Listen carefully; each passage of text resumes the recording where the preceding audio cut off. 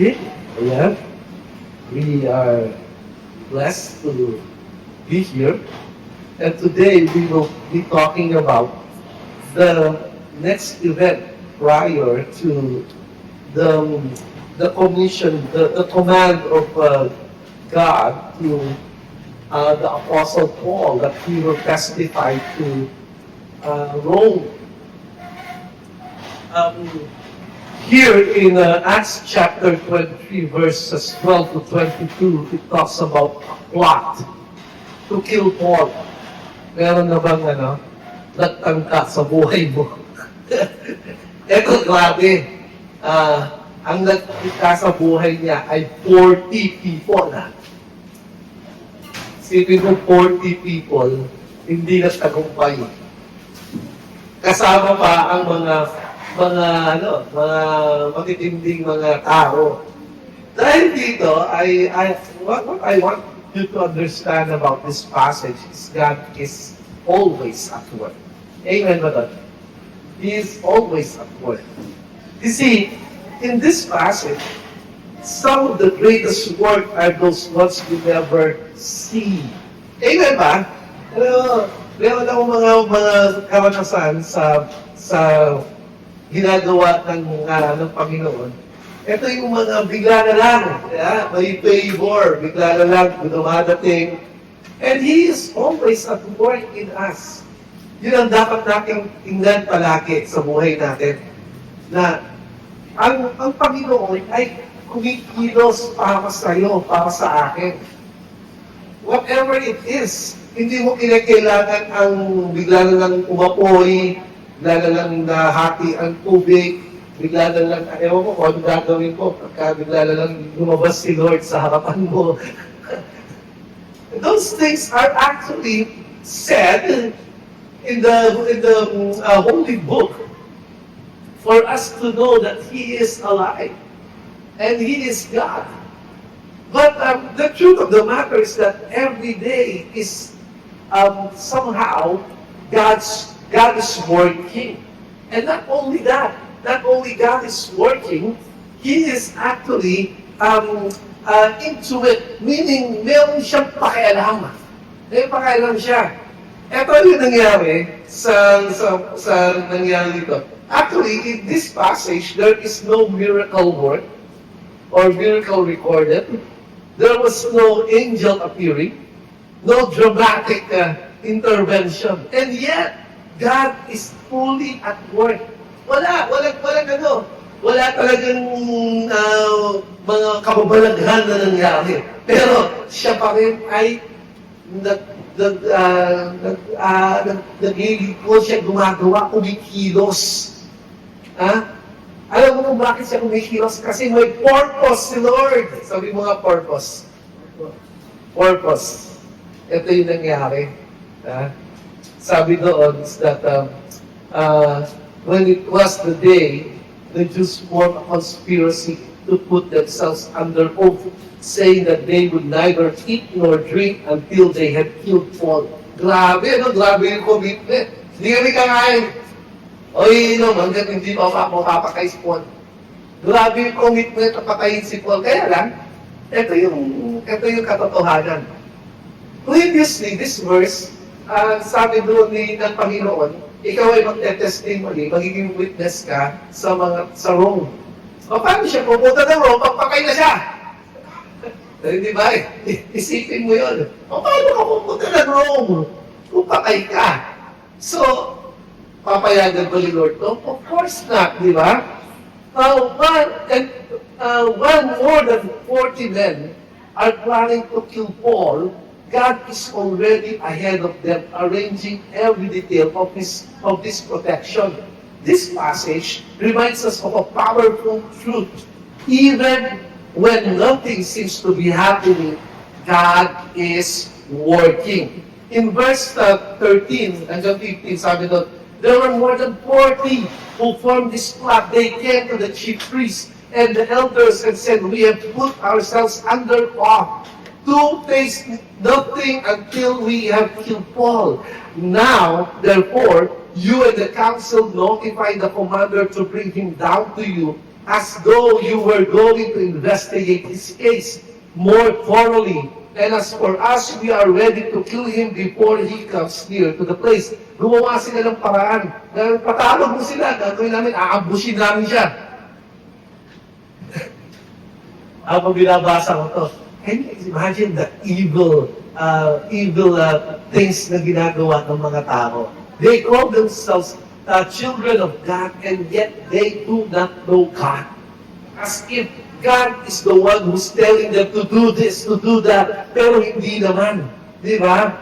So, there is a secret plot that they need to understand. God is at work behind the scene. Di ba? A coordinated plan, a deadly intention. But notice this, the conspirators, they think they are in control. Akala nila sila may control, amen. Di ba? Nagdidiwang pa yung mga yan. They think that they are in control. The religious leaders think they are executing justice. Akala nila, ginagawa nila ito. Yet God is reacting. He is already ahead. And this is the whole truth about this passage. God is never caught off guard. Hindi siya na-shock. Alam niya ang nasa puso ng tao, kaya alam niya kung anong mangyayari. He was never caught off guard. Before the plot was formed, God had already spoken in verse 11. Sabi niya, you must testify in Rome. Paano magte-testify si Paul sa Rome kung patay na siya? Di ba? Hindi pwedeng mangyari yun. Pag sinabi ni Lord sa'yo, na ito yung ipapagawa ko sa'yo, then ito yung papagawa ko sa'yo. At hindi pwedeng mabali yun dahil naman sa kagagawa ng tao. Imagine that. Naniniwala ka ba na mayroong purpose ni Lord sa'yo? If you believe that God has a purpose for your life, therefore, you need not to worry about anything anymore. Amen. Di ba? Di ba?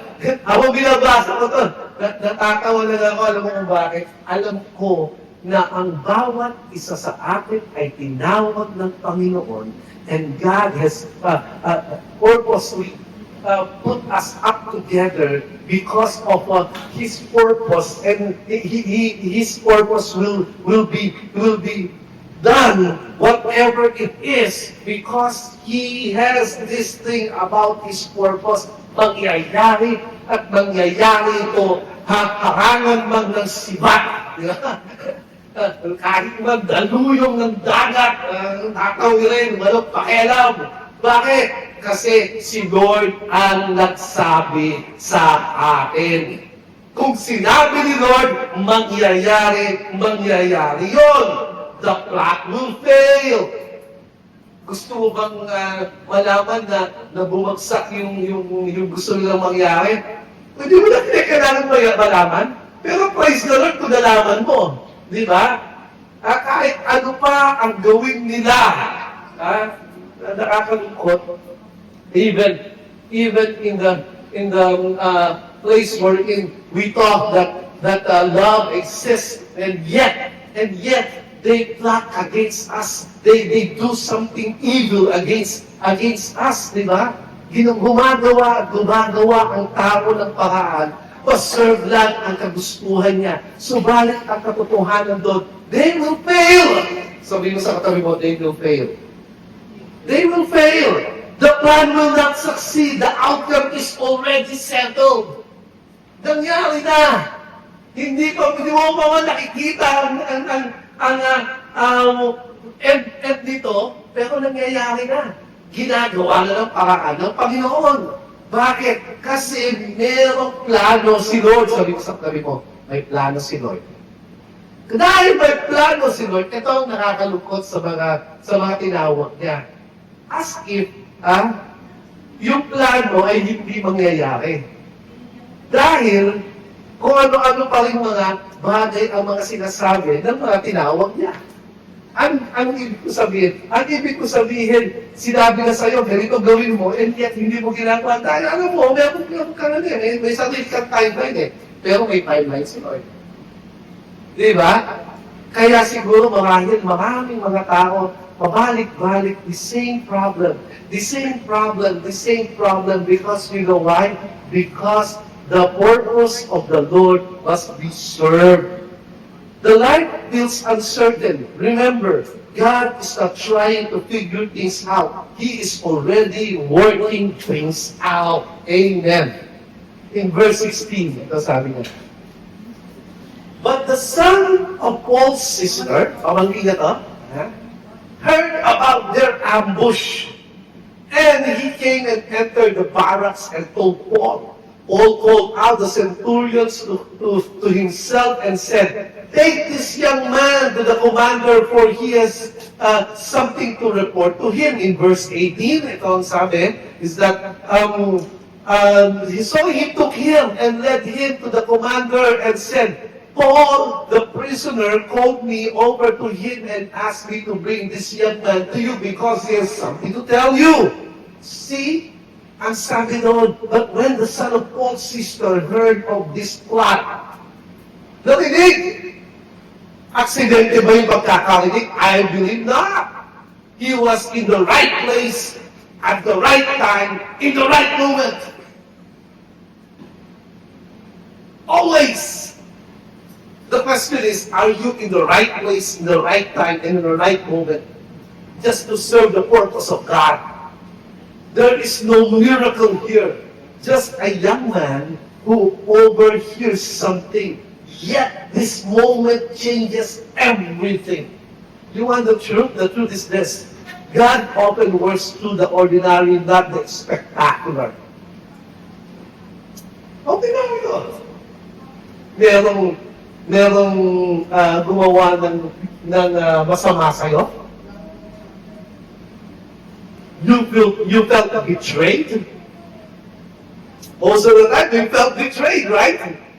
You felt betrayed? There are a lot of plans, and yet you felt betrayed by people? Nagigigil ba, di ba? But the truth is that God is in control. God will do something because He has a purpose for your life. You see, a conversation overheard, a relative showing up, a simple decision to speak, di ba? Meron nangyayari because God is at work. Hindi ba natin nakikita, pero nangyayari. Dapat ba akong matuwa? Of course not. Matuwa ako sa magiging mangyayari sa mga tao? Not at all. But the truth is this, I'd rather rejoice in the Lord because of His purpose. Amen. I rejoice in the Lord. I'm not rejoicing against anything doon sa mga nangyayaring kasamaan, sa nangyayaring mga bagay daan sa mga pinagagawa na. Those are the consequences of their action. And yet, this is my take here. My take here is that I will rejoice before God because He has the purpose for my life. Di ba? This is how God moves quietly, strategically, and intentionally. Isa-isa nga, sabi natin, quietly, strategically, and intentionally. Nakakatakot, ano? Nakakatakot. Because He is God. Amen. Huwag kang malulungkot. Huwag kang matatakot. God is in control. And I tell you, even though people will do everything in their power, because people sometimes have power to do something to you, God is in control. Huwag kang matakot. If God has a purpose for your life, why not? Yun ang kailangan. What looks like coincidence is actually providence. Providence is a providential truth. Mangyayari to. Alam mo kung bakit mangyayari to? Henry, kasi may purpose ako. Okay, Lord. Pero kailangan ba ganyan katindi? Yes. So, Lord, okay, I will rejoice in your purpose. Sige, Lord, do your will. May your will be done. You see, do not overlook the ordinary moments in your life. Ano yun? A phone call, a conversation, a delay, an interruption. Minsan, bigla kang in-interrupt. Minsan, dinelay ka. Minsan, nangyari ito. Minsan, hindi mo inaakala mangyayari ang mga bagay na ito sa buhay mo. Sa buhay ko. Pero hindi mo alam. It was intentional. Made by God to serve His purpose. Huwag mong labanan. Huwag mong bigyan ng reason or anything. The reason is that God has a purpose for you. And it must serve His will. In verse 19, the commander took him by the hand and stepping aside, began to inquire him privately, what is it that you have to report to me? Tinanong niya yun sa pamangkin. Verse 20 said, and he said, the Jews have agreed to ask you to bring Paul down tomorrow to the council as though they were going to inquire somewhat more thoroughly about him. In verse 21 it says, so do not listen to them. For more than 40 of them are in hiding to ambush him. And these men have put themselves under an oath not to eat or drink until they kill him. And now they have ready and waiting for assurance from you. So ito, God uses Roman commander, an unlikely instrument. Kahit na yung mga taong hindi mo inaakalang gagamitin ng Panginoon, gagamitin ng Panginoon. This man is not part of the church. This is not seeking God. He's not part of any political system. Yet God uses him to protect. Oh, this is the truth. God is not limited to spiritual environments. Hindi siya limited dito lang. Kung limited siya dito, then may problem. Di ba?